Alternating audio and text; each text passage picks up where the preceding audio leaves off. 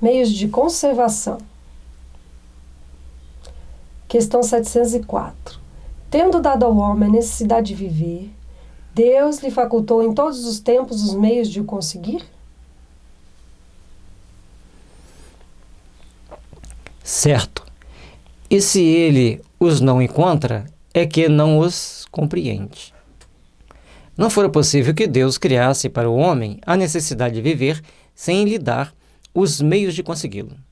É essa a razão porque faz que a terra produza de modo a proporcionar o necessário aos que a habitam, visto que só o necessário é útil, o supérfluo nunca o é.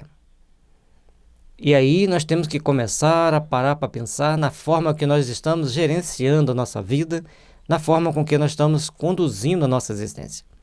A Terra pode nos oferecer tudo o que é necessário para sobrevivermos, mas precisa de alguém que gerencie.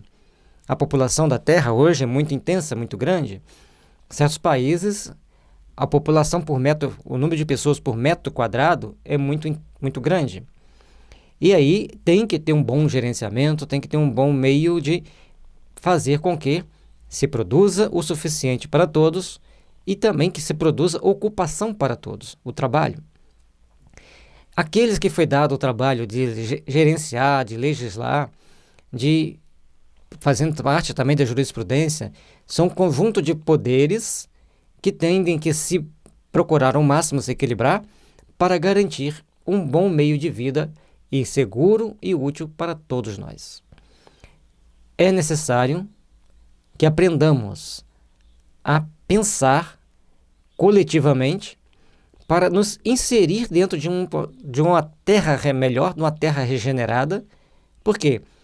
Se nós sabemos que a Terra está entrando para o processo de regeneração, o que é regeneração? A pessoa tem um corte, aí está lá aquele machucado aberto. Para a pele regenerar, o que você tem que fazer? Tem que lavar, às vezes tem que dar ponto para facilitar encostar uma pele na outra, e a partir dali, então, vai ter todos os trâmites para o processo de regeneração daquele corte. Não te deu um trabalho? Lavar, sentiu dor, deu os pontos, sentiu dor. E aí o tempo proporcional a cada um, a condição íntima de saúde de cada um, para cicatrizar aquele machucado. Se nós entendemos que a Terra vai entrar pelo processo de regeneração, todos nós temos a ferida na alma, que temos que lavar, e às vezes é incômodo. Às vezes temos que fazer algumas suturas, que nos incomoda bastante. Depois, então, nós vamos começar a ver se ainda ficou cicatriz. A cicatriz vai precisar de uma plástica, essa plástica só na próxima encarnação. Então, nós temos que fazer o máximo para cicatrizarmos bem a nossa ferida nesta vida, para que na próxima estejamos com a cicatriz mais branda, mais fácil de ser conduzida, num planeta já em um processo um pouco mais avançado de regeneração. E uma das coisas mais importantes para entrarmos intimamente no processo de regeneração é entendermos que nós estamos inseridos numa coletividade onde todos nós somos responsáveis dentro dessa coletividade. Questão 793, questão 9 e 930. Então, dentro dessa situação, desse contexto, nós temos que ver como nós estamos sentindo, pensando, falando e agindo. É importante entendermos isso, para que a gente entenda que todos têm que ter todos os meios de sobreviverem, as condições para sobreviverem, e aí todos nós somos partícipes da administração pública. No livro Qualidade Transcendente, a gente aborda muito isso, a responsabilidade de cada um, onde ele está, dentro da família, dentro do transporte, no trânsito, ou dentro da empresa onde ele trabalha, no lazer. E em todos esse conjunto de situações, o homem tem que se postar como responsável pelo processo evolutivo, pelo processo de readaptação dele com a sociedade. E o interessante é a colocação que os espíritos fazem, né? Que a Terra ela produz o necessário para nós vivermos bem aqui. O necessário é útil. E o supérfluo nunca é. Então, a pessoa ela pode até ter determinados confortos, mas ela não pode viver em função de querer cada vez mais, esquecendo, por exemplo, de ter uma vida em família, esquecendo de que ela tem que reservar um tempo para a parte religiosa.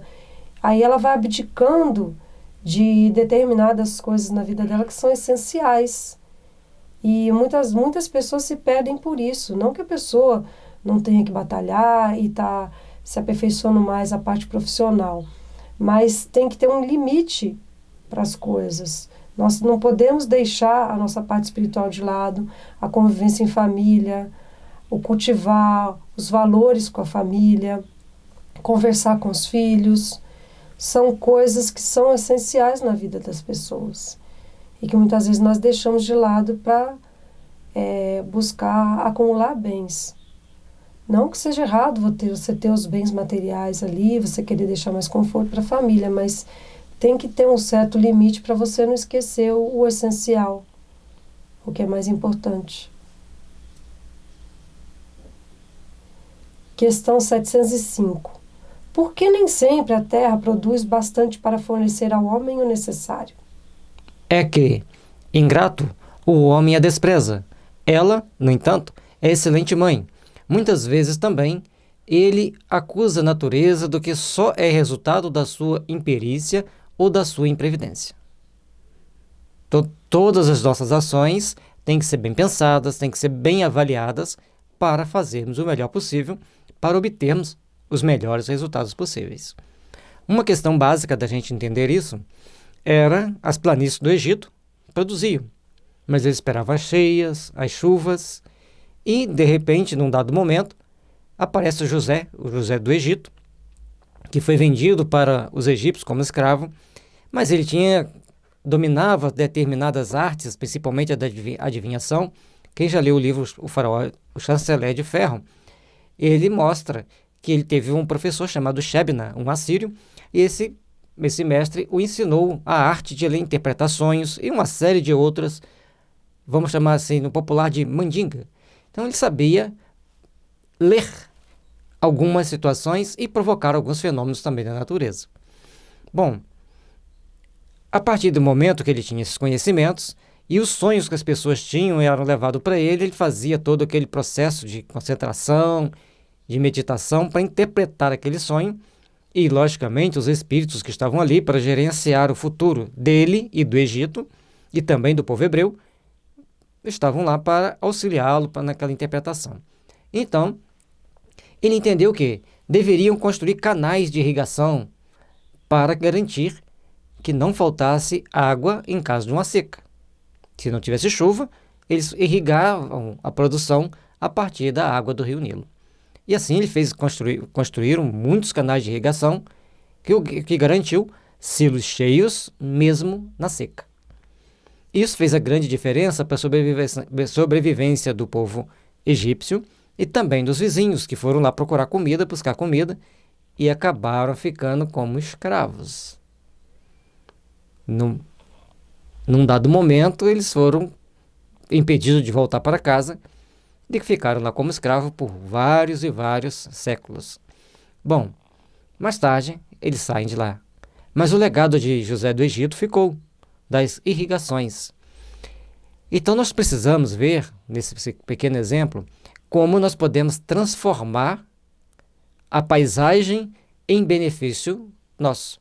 Hoje tem vários processos de irrigação, tem bomba elétrica, tem todos os processos que traz para a gente novas possibilidades, novas condições. Mas naquela época usava-se os meios que era inerente naquela situação que eles estavam. A terra produziria sempre o necessário, se com o necessário soubesse o homem contentar-se. Se o que ela produz não lhe basta a todas as necessidades, é que ela emprega no supérfluo, o que poderia ser aplicado no necessário. Olha, o árabe no deserto acha sempre de que viver, porque não cria para si necessidades factícias. Dentro daquela condição que eles têm, daquela terra difícil de se viver, eles conseguem sobreviver, criando as condições que ele possa sobreviver dentro daquele habitat. Hoje existem os mecanismos de importação, de exportação e a transformação também daquele deserto em áreas produtivas, tem N situações, mas eles sempre procuram viver com aquilo que eles têm naquela época, então eles se adaptaram à realidade deles naquele momento. Inclusive a industrialização de vários produtos para passar o período da seca. Desde que haja desperdiçado a metade dos produtos em satisfazer a fantasias, que motivos tem o homem para se espantar de nada encontrar no dia seguinte e para se queixar de estar desprovido de tudo, quando chegam os dias de penúria? Em verdade vos digo, imprevidente não é a natureza, é o homem que não sabe regrar o seu viver. Como nós estamos vivendo, de que forma estamos vivendo, como estamos construindo os nossos amanhãs, tudo isso vai nos levar a uma grande reflexão para os futuros que nos esperam. Saber gerenciar o que você tem, saber gerenciar o que você ganha, é uma arte.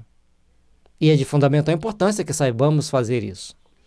Certa vez, dentro do trabalho social que a gente tem de atender as pessoas, uma senhora veio falando que mesmo ganhando 1,5 salário por mês, o marido, ela fazia alguns bicos e todo mês ela guardava alguma coisa na poupança. 20 anos depois, 20 anos, eles tiveram dinheiro para comprar uma casinha. Saíram do aluguel, então ela pôde ter, daquele dinheiro do aluguel, uma parte para aqueles regalos do dia a dia, de uma coisa diferente, e a outra parte ela continuou guardando, que uma hora pode precisar. Eu fiquei olhando para aquela senhora e pensando, quanta sabedoria, quanto sacrifício, quanto mecanismos para gerenciar aqueles parcos recursos para ter uma vida saudável, educar os filhos e, além de tudo, fazer essa reserva para o dia que necessitasse para comprar sua casinha. Então, nós temos que saber entender que mas ali era recurso do dinheiro, do salário, mas faz parte da natureza da nossa vida, das possibilidades da nossa vida. E temos que treinar a gerenciar a nossa vida nos pequenos detalhes para que os grandes detalhes também possam ser gerenciados. E vai aí a questão da gente buscar viver com simplicidade. Se você ficar sempre buscando coisas supérfluas, e aí que nós vamos buscando gerenciar a nossa vida, gerenciar os recursos que a gente tem, evitando o supérfluo. Questão 706. Por bens da terra, unicamente se deve entender os produtos do solo? Viu? A gente falou agora há pouco de gerenciar os nossos recursos e aqui já vem mostrando para isso. O solo é a fonte primacial de onde dimanam todos os outros recursos, pois que, em definitiva, estes recursos são simples transformações dos produtos do solo. Por bens da terra se deve, pois, entender tudo de que o homem pode gozar neste mundo.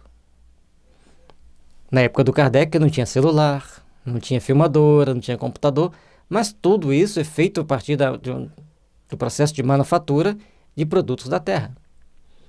Então, para fazer um chip, para fazer o MOSFET, que tem uma infinidade de aplicações dentro dos meios eletrônicos, tem-se que usar as terras raras e outros produtos. Então, nós vamos entendendo que tudo vem do solo. E aí nós temos que ter o cuidado ao gerenciarmos as coisas. E dentro do supérfluo é querer descartar, às vezes, alguma coisa que ainda nos é útil porque a gente viu uma mais bonita, mais nova sendo lançada. Vamos ter cuidado, vamos ter as devidas prudências na hora de tomarmos as nossas atitudes, na hora de fazermos as nossas opções de compra e, principalmente, na hora de fazermos nossas opções de descarte. Às vezes, aquilo que a gente quer jogar fora não serve para nós, mas para alguma instituição de caridade vai ser muito útil. Vamos ser ponderados, vamos fazer uma reflexão antes de sairmos descartando as coisas e aprendermos a gerenciar as riquezas que a natureza nos dá. Uma coisa simples. Sabiam que o esgoto ele pode gerar energia? A Índia e Israel são os dois pioneiros em gerar energia a partir do esgoto. Olha, veja bem, eles tiram dali gás e adubos e ração. A Alemanha também faz muito. Então, nós temos que entender isso. A manufatura de certos produtos do lixo de uma cidade, às vezes tem tantas riquezas para o solo que a gente nem imagina. No Japão, eles usam o lixo para gerar energia elétrica. Vai queimando aqueles produtos para gerar energia elétrica. Imagine se a gente fizesse toda uma coleta seletiva, onde os resíduos orgânicos fossem mandados para uma fábrica de adubo, onde os outros resíduos sólidos seriam transformados, cada um segundo as suas classificações. Não teríamos um planeta tão poluído como temos hoje. Se os dejetos orgânicos jogados nos esgotos fossem reutilizados conforme é reutilizado na Índia, Israel e na Alemanha, não teríamos rios poluídos e teríamos geração de energia barata, e mesmo que não fosse tão barata, mas que evitasse poluir o meio ambiente. Existe uma infinidade de coisas que nós podemos fazer. No livro Qualidade Transcendente, nós vamos mostrando e fazendo várias reflexões sobre como gerenciarmos bem aquilo que a vida nos ofereceu. Vai ajudar-nos a fazer várias reflexões sobre exatamente como lidarmos com esses benefícios que a natureza nos proporciona, se nós procurarmos ajudar a natureza a se conservar melhor. Questão 707. É frequente a certos indivíduos faltarem os meios de subsistência ainda quando cerca a abundância. A que se deve atribuir isso?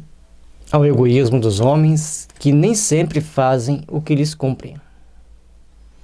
Depois, e as mais das vezes, devem-no a si mesmos. Buscai e achareis. Estas palavras não querem dizer que, para achar o que desejem, basta que o homem olhe para a terra. E aqui eles dão um puxão de orelha bem duro. A gente não faz o que deve fazer, não cumprimos com as nossas obrigações, não cumprimos com o nosso dever, e aí vem as consequências depois. Então, tudo que nós temos pela frente, nós temos que procurar fazer com zelo, com boa vontade, para que, diante de todas essas situações, nós tenhamos condições de ter uma vida melhor, tenhamos condições de garantir para o outro também uma vida melhor. Mas que lhe é preciso procurá-lo, não com indolência, e sim com ardor e perseverança, sem desanimar ante os obstáculos que, muito a miúde, são simples meios de que se utiliza a providência, para lhe experimentar a constância, a paciência e a firmeza.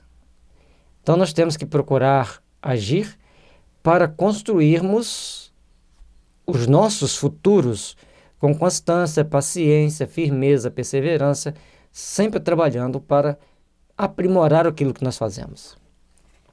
Temos que procurar sempre estar aperfeiçoando, porque senão a gente perde a principal parte do objetivo daquilo que nós temos que fazer. Vamos procurar, então, trabalhar da melhor forma possível para realizar o melhor possível naquilo que fazemos. Em tudo, a gente pode aperfeiçoar um pouco mais. Se a gente observar os primeiros aviões, em relação com os modernos aviões, os antigos eram uma carroça. Mas os primeiros aviões a levantarem voos causou aquela sensação de "oh, que maravilha!". E hoje, as pessoas têm aviões que voam até sozinho, sem piloto. Deixa, logicamente, que tem alguém no controle remoto aqui embaixo. Mas eles podem andar quilômetros e quilômetros de distância sem ter alguém dentro dele pilotando. Então, foi aprimoramento. As pessoas foram aprimorando a tecnologia até chegar a conseguir esse feito. Se é certo que a civilização multiplica as necessidades, também o é que multiplica as fontes de trabalho e os meios de viver. Forçoso, porém, é convir em que, a tal respeito, muito ainda lhe resta fazer. Quando ela houver concluído a boa obra, ninguém deverá haver que possa queixar-se de lhe faltar o necessário, a não ser por própria culpa. Mas depende de quem gerencia. Se nós temos alguém sabendo gerenciar, sabendo coordenar as atividades de um país, esse país, então, começa a produzir o necessário para que todos tenham seu emprego, para que todos tenham seu ganha-pão. Mas, se a pessoa não souber gerenciar, desestrutura o sistema econômico, isso é muito rápido, e aí vem faltar emprego para as pessoas, faltar trabalho, faltar tudo. Então, todos têm que saber, primeiramente, pensar construtivamente. Saber selecionar, saber escolher, para ver quem tem competência para fazer bem feito aquilo que vai trazer benefício para todos nós. A desgraça para muitos provém de enveredarem por uma senda diversa da que a natureza lhes traz. É então que lhes falece a inteligência para o bom êxito, para todos alugar o sol, mas com a condição de que cada um ocupe o seu e não dos outros. A natureza não pode ser responsável por defeitos da organização social, nem pelas consequências da ambição e do amor próprio. A natureza não pode ser responsável pelos defeitos da organização social. Então, a organização de uma sociedade é muito importante para que tudo possa ser produzido. Recentemente estávamos lendo uma matéria de um país onde o clima é muito frio, então tinha que se importar muitas comidas. Muito produto alimentício tinha que ser importado. Veio algumas situações adversas no meio da geopolítica mundial, então esse país teve que dar aquele famoso se vira nos 30 e começar a produzir seus alimentos. E hoje eles produzem de tudo com muito melhor qualidade, porque eles pensam no bem-estar de toda a coletividade. Então essa questão de saber gerenciar, organizar uma nação, isso é divino. Aquele que consegue trabalhar na organização de uma nação, gerenciando para que todos tenham o que comer com boa qualidade, essa pessoa, certamente, no mundo espiritual, vai ter um tratamento muito diferenciado para melhor. Mas aqueles que agem com total negligência, com total desrespeito pelo ser humano, vão ter um tratamento tal qual aquele que está lá no livro Esculpindo o Próprio Destino. Dê uma lida. Então, é importante nós sabermos que temos que pensar coletivamente, trabalhar para que todos tenham o que sobreviver. Mas é uma tarefa de todos, não é só de um. Tem que estar todos colaborando. Porque se tiver um ou dois tentando sabotar o sistema, começa a ter toda uma gama de problemas. E como nós não somos santos, a vigilância tem que ser muito grande por parte de todos. E aqueles que assumem funções públicas têm uma responsabilidade muito grande. Quem já leu os livros da Mariluza Moreira Vasconcelos, relatando a vida dos imperadores romanos, Rochester falando dos líderes egípcios, depois eles foram liderando pela Europa, as consequências dos seus atos não foram nada agradável para o futuro que os esperava. E essa questão que ele coloca lá em cima, né, a natureza, a desgraça para muito provém de enveredarem por uma senda diversa da que a natureza lhes traça, que nós fazemos nosso projeto lá no plano espiritual. E muitas vezes nós desviamos do caminho. Então nós temos que estar atento para saber quais são as nossas prioridades na vida. O que realmente vale a pena. Porque senão a gente envereda por um caminho só buscando dinheiro, fazendo as coisas de maneira equivocada e esquecendo os valores ali que a gente deveria cultivar e que nós fizemos aquele plano lá no plano espiritual. Esquecemos tudo isso. Também buscar fama, buscar holofote, esquecendo que toda vez que você ganha evidência, também você ganha responsabilidade. Fora preciso, entretanto, ser-se cego para se não reconhecer o progresso que, por esse lado, tem feito os povos mais adiantados, graças aos louváveis esforços que, juntas, a filantropia e a ciência não cessam de despender para melhorar a condição material dos homens e malgrado ao crescimento incessante das populações. Então, olha, interessante, a filantropia, ou seja, o ato de fazer bem ao próximo, sem esperar retorno, e também a ciência. Se bem que a filantropia é diferente da caridade, porque a filantropia você tem sempre uma recompensa, ainda no mundo físico e ainda no mundo material. Mas já é o primeiro grande passo para a transformação social da humanidade para melhor. A insuficiência da produção se acha atenuada, pelo menos em grande parte, e os anos mais calamitosos do presente não se podem, de modo algum, comparar aos de outrora. Então, as situações mais difíceis do momento atual são ínfimos àquilo que aconteceu num passado mais distante. A higiene pública. Nós falamos agora há pouco do reaproveitamento até mesmo do esgoto, do material reciclável, do lixo, que hoje não se fala lixo, fala descartável. É descartável para mim, mas para aquelas outras pessoas que estão lá na outra indústria da transformação do descartável, é um material de primeira linha para que eles trabalhem. A higiene pública, elemento tão essencial da força e da saúde. A higiene pública que nossos pais não conheceram é objeto de esclarecida solicitude. Ele cita a higiene pública ali 2 vezes seguida, mostrando para nós o tamanho da responsabilidade pela higiene pública. A transformação daquele substrato que se joga fora, transformando-o em algo útil para a nossa sociedade. Olha os benefícios que podem ser trazidos para a humanidade. E, conforme já falamos, os países pioneiros são Israel, Índia e Alemanha. O infortúnio e o sofrimento encontram onde se refugiem. Por toda parte, a ciência contribui para acrescer o bem-estar. Poder-se-á dizer que já se haja chegado à perfeição? Ou não, certamente. Ainda falta muito para chegar à perfeição.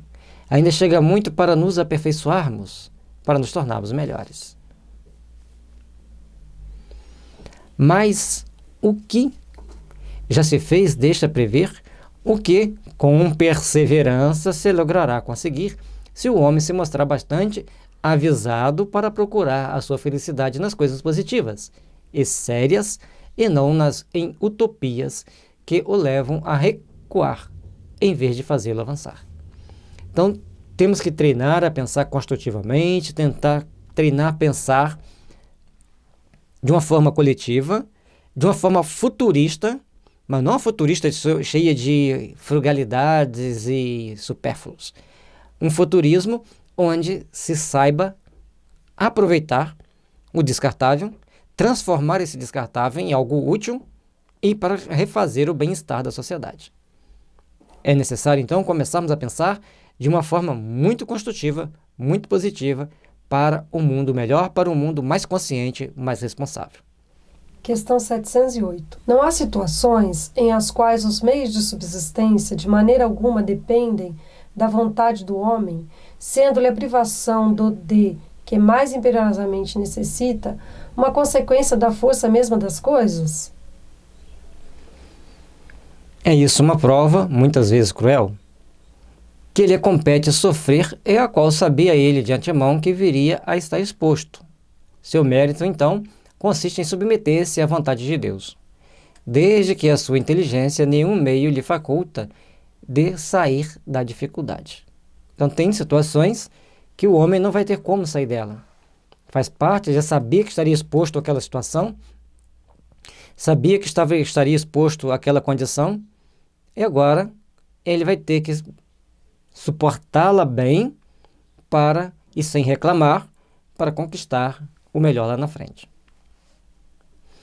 Se a morte vier colhê-lo, cumpre-lhe recebê-la sem murmurar, ponderando que a hora da verdadeira libertação soou e que o desespero, no derradeiro momento, pode ocasionar-lhe a perda do fruto de toda a sua resignação.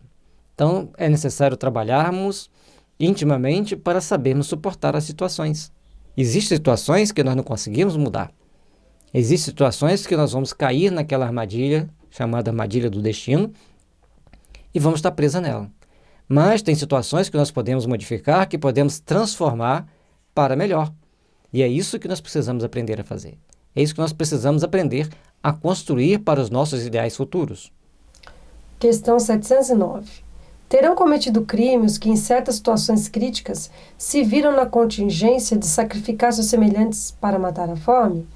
Se houve crime, não teve este atenuá-lo a necessidade de viver que resulta do instinto de conservação? Já respondi. Quando disse que há mais merecimento em sofrer todas as provações da vida com coragem e abnegação. Em tal caso, há homicídio e crime de lesa natureza, falta que é duplamente punida. É melhor sofrer do que cometer uma injustiça. Então, à medida que nós vamos esclarecendo nossa consciência, temos que tomar medidas mais conscientes. Aqueles que hoje tentam infligir o sofrimento no outro para colher, simplesmente desfrutar do seu supérfluo, pela ambição de acumular, saibam que a natureza divina, pelas leis do amor, da misericórdia, irão colocá-los onde se faz necessário a reparação do dano que cometeram. Prestemos bem atenção e vamos procurar, então, nos refazer para nos melhorarmos e para reconstruirmos uma manhã de paz, de luz e de fraternidade para todos nós. Questão 710. Nos mundos de mais apurada organização, têm os seres vivos necessidade de alimentar-se? Tem, mas seus alimentos estão em relação com a sua natureza. Tais alimentos não seriam bastante substanciosos para os vossos estômagos grosseiros, assim como os deles não poderiam digerir os vossos alimentos. Assim como hoje na Terra nós temos as pessoas que se tornam veganas, os vegetarianos e os carnívoros. E tem aqueles que, por várias situações, aprenderam a viver quase com nada. A gente vê matérias sobre povos africanos que eles simplesmente não têm o que comer. O que eles comem num dia, a gente às vezes come como um tira-gosto. É o que eles têm para passar o dia. São um desajuste do desequilíbrio do egoísmo humano na Terra. Assim como na Índia tem pessoas que não comem, eles vivem de luz, apenas bebem água. Ah, mas eu não acredito. Existe. Assim como existe aqueles que comem só arroz.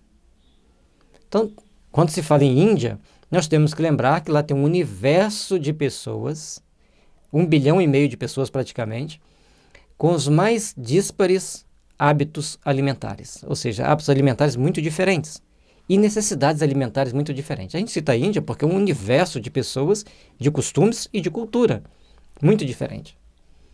E com isso, nós vamos tendo uma ideia de que na Terra já tem pessoas que têm um estômago que não aceita certos alimentos mais. E nós, normalmente, no dia a dia, já fazemos uma seleção dos alimentos que nós podemos e daqueles que não podemos.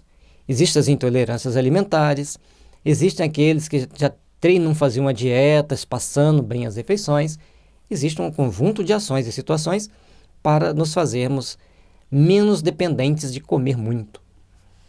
Isso é importante nós percebermos. Certa vez teve um caso em um centro espírita conhecido meu, que o casal estava muito preocupado porque a sua criança não queria comer carne, nenhum tipo de carne, nem a vermelha, nem a branca. E eles foram fazer uma consulta à espiritualidade. E os espíritos disseram para os pais que não adiantava forçar aquela criança. Devido à sua condição evolutiva, ele não queria aceitar carne. Então, nós muitas vezes temos que aprender a observar. Às vezes, aquela criança que nós temos dentro de casa, o alimento que nós estamos querendo oferecer a ela, não é adequado à sua condição evolutiva e ela não vai aceitar. E se nós ficarmos forçando e tentar obrigar aquela criança a comer, nós podemos também estar sendo responsáveis pelo fato dela ter determinados comportamentos depois que ela não teria se não ingerisse aquele alimento. Então, nós temos que aprender a perceber que existem espíritos que vêm aqui para a Terra e que já têm uma condição evolutiva maior. Então, o organismo deles não aceita determinados tipos de alimento. Às vezes a criança vai até adoecer porque você está forçando ela a comer uma coisa que o organismo dela não aceita mais. A condição vibratória dela está acima daquela condição. E um outro fator, um casal colega nosso de tarefa, a gente estava conversando sobre alimentação, aí eles falaram assim, vocês não dão carne ao seu filho? Eu falei, nem ele come. Ele não aceitava comer carne. Aí ela falou assim, nem um presunto? Eu falei assim, presunto não é coisa de comer. Aí presunto, salame, mortadela, isso aí já não faz parte do cardápio da gente naturalmente, isso não é um alimento saudável. E eles saíram muito revoltados, passaram numa padaria, compraram presunto, salame e levaram para fazer um lanche para o filho deles. E a criança ficou 15 dias internada com infecção estomacal. Aí eles aprenderam que isso não é coisa de dar para a criança. Então, vamos ter cuidado ao achar que nossos filhos têm que comer o que a gente come. E assim também tem famílias de veganos que o filho vai querer comer carne. E ele vai ter que deixar. Então, por quê? Dentro do processo evolutivo, das provas e expiações, aquela criança aquele espírito, né, foi direcionado para aquela família para uma série de ajustes psíquicos que no decorrer da vida ele vai fazer a partir dos exemplos dos pais. Mas os pais têm que aceitar. Então, nós estamos vivendo épocas muito diferentes, uma situação que as pessoas não estão bem preparadas para lidar com elas, porque nós não procuramos nos preocupar com as coisas espirituais. E chega um momento e que a evolução bate na nossa porta e fala assim, cheguei, agora abro a porta, porque há novos costumes, novos hábitos, novas tendências, novas necessidades que vocês terão que incorporar. Nós temos que parar muito para pensar de agora para frente em como vamos estar agindo, principalmente com nossos jovens, com as nossas crianças. E sem falar nas bebidas alcoólicas e não alcoólicas que podem trazer desequilíbrio físico e psíquico. Nós temos que ficar atento, procurar estudar, pesquisar, conversar sem preconceito, trocar informações para lidarmos bem com a situação.